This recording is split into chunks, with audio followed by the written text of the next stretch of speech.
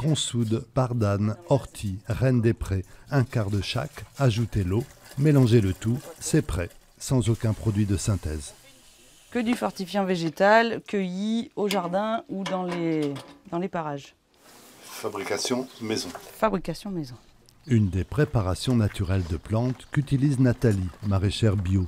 Une alternative aux pesticides que les députés ont introduite par un amendement dans la nouvelle loi agricole. Mais le Sénat a fait un pas en arrière.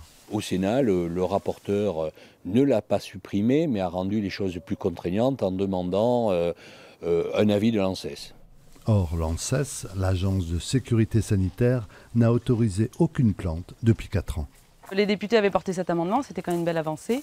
Simplement, le ministère de l'Agriculture est contre, et depuis toujours, quels que soient les ministres. Et donc, ils reviennent en sous-main au niveau du Sénat pour que le Sénat retoque cet amendement. Et aujourd'hui, quand on voit tout ce qui se passe par rapport au glyphosate, par rapport aux néonicotinoïdes, il faut effectivement qu'on trouve une alternative. Et ça, c'est une forme d'alternative naturelle. Tisanes de plantes et purins d'ortie sont par ailleurs déjà utilisés par bon nombre de jardiniers professionnels, comme ceux de la ville de Périgueux. Mais ces pratiques restent non couvertes par la loi.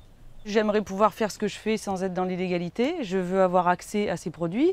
Je veux qu'on puisse en faire la promotion, qu'il y ait une description. Et après, au-delà de ça, qu'on mette aussi des moyens sur toute la recherche qui peut être faite autour de ces produits, qui sont quand même très intéressants.